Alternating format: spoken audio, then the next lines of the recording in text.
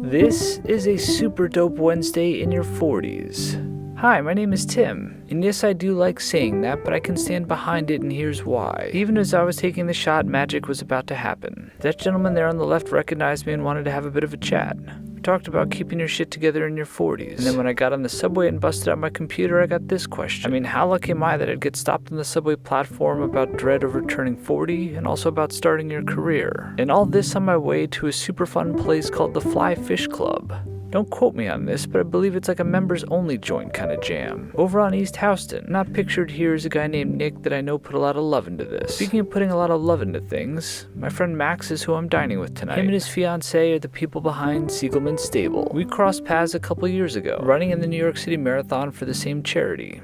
Project Healthy Minds. Super lucky now to call him a good friend. As luck would have it, we were both cool with the Blue Plate Special, also known as dinner at about 5:30. The menu was fantastic. We ordered a bunch of plates. Neither of us are really drinkers, so we went for the mocktails. And aside from the spicy scallop, let's have Max show us around. Even the elevator downstairs felt like the scene out of a movie. There is an entire other bar downstairs, and the kind of vibe that if given the time, probably find a lot of good stories bellied up to that bar. Between the ex-professional football player and the media mogul that I saw upstairs, and the secret omakase room downstairs, pretty damn fun just to walk around and explore. And with a couple generous bags of Siegelman Stable in hand, let's go back to Brooklyn.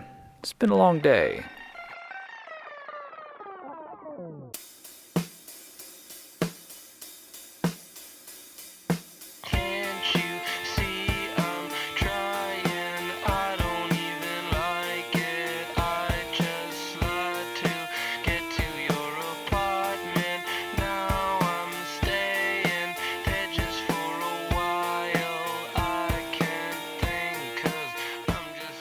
It is somewhere around the hour of 5:30 in the morning. My wife is the one who just prompted me to make a YouTube today, so here we are. I was about to run out the door and then I realized that I needed to shoot something for a brand piece, and she said, just go upstairs and change and you'll be fine and it'll be good if you get it out of the way. She's about 1,000% always right about those things, so I did what she said and used it to take a little tour around the house with you. And this is one of my favorite parts, this little mezzanine that we have. When we got this house back in 2008-2009, it had been abandoned for 15 years. When the architect said, hey, we're going to build a bridge to the home office, it's going to be in that weird little extension, I said, what the hell are you talking about?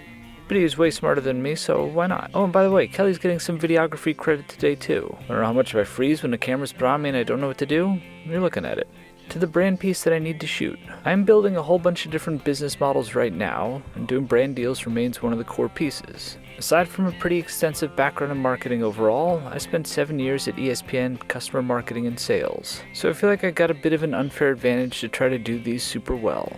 As we got closer to 7:30, I needed to get my ass out the door to go running, and 6th grade needs to be attended to as well. And I don't know what the hell happened, but a couple minutes after they got out the door, I got distracted, and then Kelly was calling me to see if I'd wait for her to go run. I tried to, it didn't work out, so here goes something. And at some point I should tell you the background on my running story, because I was never really a runner. And even though Kelly and I went our separate ways, she was kind enough to get me this amazing shot of the water and the boat. And because I feel like the good people of Instagram love this shot, I grabbed it both ways. And then wouldn't you know, we bumped into each other at the end.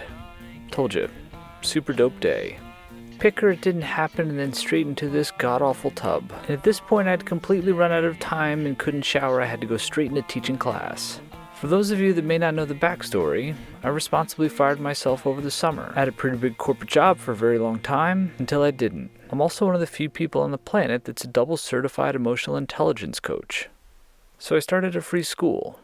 Just to give it a whirl, see what would happen if I made a curriculum out of it. There should be a whole video on that to come as well. But I jam my days so tight, I am my own bottleneck now. And next up for the day, as seen in IG stories, I had a chance to chat with Hub's life. I'd be shocked if you didn't see his content. Oh, and I edited and got a podcast out the door too. Not bragging, I'm not good at all these things, I'm just doing my best. In fact, I forget to grab a clip with Connor, so that's me giving a little ode to his thing. Next thing I know, I come staggering out of my own office, I don't even have pants on yet, and I haven't eaten. And as has become a bit of a reoccurring theme around here, I'm in the middle of having breakfast and here comes Georgie, the neighborhood cat. I'm allergic, so I try not to touch him, but he's just so gosh darn friendly. And honestly, he's kind of added to the characters in my life, which are way more interesting than I am. And I had no idea that he'd be so interested in my eggs. Jesus Christ, Georgie, get the hell down from there. Alright, so I lied. I do touch him, but only to get him off my kitchen counter, for God's sakes. He seems to be a very responsible feline, so I just kind of let him roam around the house until he asks to get out, which he usually does on his own. I mean, it's little joys in life, so I thought that was pretty dope too. And then this was an absolute banger. A note from someone on LinkedIn. And I'm going to brag about this. I get these a lot. Because for all the years that people were ragging on me for working my ass off from 4 to 10 every day, I am now just scratching the surface in regards to how I can pay it forward. And wait a minute. I think Kelly Jane's back. Yep, rolled up in the old Nautilus, dumped off a bunch of stuff from Costco, and let's throw it in the basement. Yep, super dope ass Wednesday. But seriously, incredibly fortunate to have a place that has enough space where we can actually get things from Costco. And kind of funny that I don't use razors. But I do live in the house with 2 females, and they have legs and armpits, so it makes sense. Now this is fantastic. Lunch with my wife in the middle of the day, something I have not done for basically my entire life because I always had a job at an office. And you probably know that I went in every day during COVID too, but that should be its own video as well. Man, I got a lot of editing and making to do. For now, I'm just going to make a piece for a short. And this is where I sit to do voiceovers. And a whole bunch of time flew by, they finished homework and started playing games. And I wanted to make sure that I was out the door by 5 o'clock to not be late for dinner with Max. Which kind of brings us back to the start, but not the conclusion. This is where I ran into the guy before I got on the subway, got the note on LinkedIn before dinner with Max. And then we were heading back to Brooklyn because it's almost snack hour, and snack hour is where I get a lot of work done too. It's been daunting, but God, has it been a lot of fun trying to figure all this out without a corporate job, which has allowed me to do more things like this. Which is good because I'm a bit long-winded, as you can tell. I'm getting smart about how I shoot these too. The vertical shots are necessary for the selfies, otherwise I inevitably crop my own head. But when we can go 16 by 9, I mean, holy cow. There's so much of this world that I have not seen quite like this before because I've been shooting vertically for so long. But that's the fun of this game, right? How can I take as many fine-ass humans along for the ride with me as possible? Because if I can get better workflow and start to extract the 20 years of knowledge that I've got from sitting behind that desk, then good grief, we're going to have a whole lot of fun with a whole lot of subscribers. I mean, the origin of snack hour and how it works on a night-to-night basis, that's its own video too. I mean, beer. I only have 1 beer a night, but I gotta do a whole video on beer. What the hell happened to the music? Oh, there we go.